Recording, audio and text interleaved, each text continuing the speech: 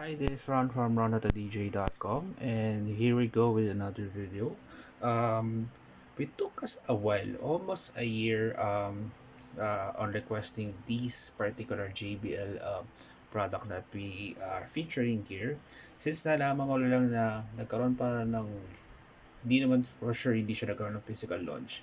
Nagkaroon ng siguro sort of press release siguro yung sinend nila around May or June 2020 na nilaunch ng JBL Philippines or ng Beyond Innovations. Naglabas ang JBL ng Santa Macmac na Quantum, JBL Quantum headsets, which is focus siya sa mga gaming headset. Yes, JBL is now recently ventured into gaming headsets, and marami sila nilabas like the JBL may 100, may 200, may pa 800, and it took us months or more than half a year to inquire for a review unit, and finally the moment that we waiting for, and good and surprisingly wala masyadong local videos sa Philippines nitong product na nakikita nyo right now is the JBL Quantum 100. Huwag nyo napansin yung appearance ng video since appearance ng box, since sealed naman siya nung nakuha natin siya direct from Beyond Innovations. Thank you very much for lending us this unit.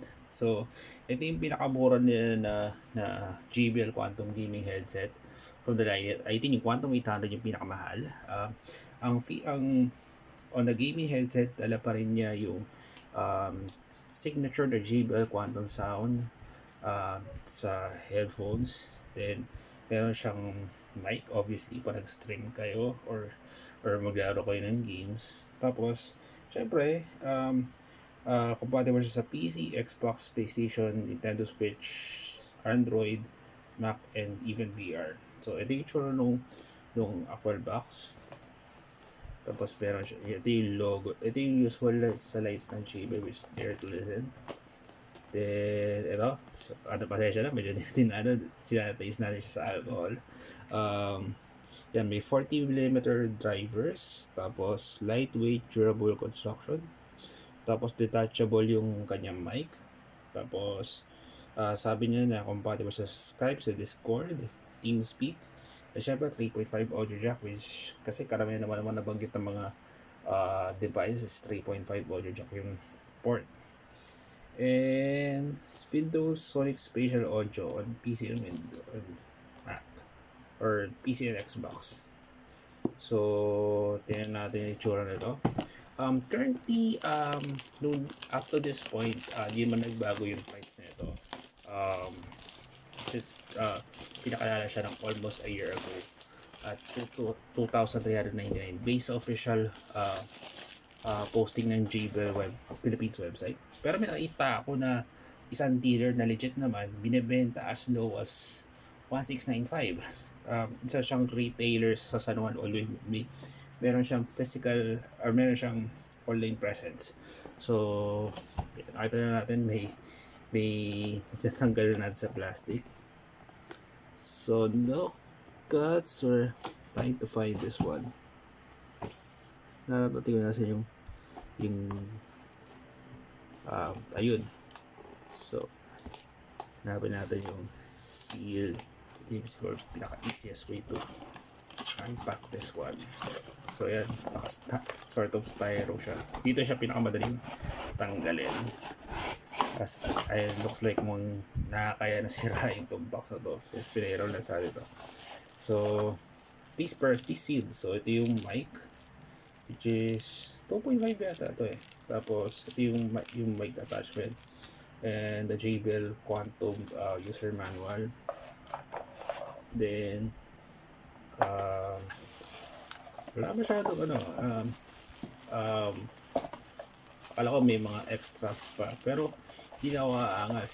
Is a JBL product, and siya yung pinakamura dun sa siya yung pinakamura sa Quantum series. So I'm not sure ito sa Quantum 800 kung ito rin konti yung nasa laman. So here it is. Ang nakuha nating color is double check natin. i-add ko na lang siguro sa description below on this one. So, ito yung ear cups niya. O, ito gustong gusto ko kasi naghahanap ako ng, since pahaba yung tenga ko eh. So, kasyang kasya sigurado yung tenga ko dito. Here's the JBL logo sa taas. Parang, yeah, gawa sa plastic yung itong part na to. Pero, ang sarap sa, ang sarap sa kamay nitong and for sure sa ulo nitong parang foam support niya. Ito is parang faux leather like foaming nito. And if not mistaken, hindi mo mapapalitan yung nito eh. Yung foam nito. So that me add by to concern. Sana tumagal siya. Then ito yung sa left cup, yung volume keys. Tapos ito yung sa mic. Kasi merong mic na icon eh. Tapos fortunately hindi detach, hindi replaceable yun nito. Yung 3.5 wiring nito. Then sa right portion, narap nito slot. So, for some reason, not sure akala ko may USB Type-C.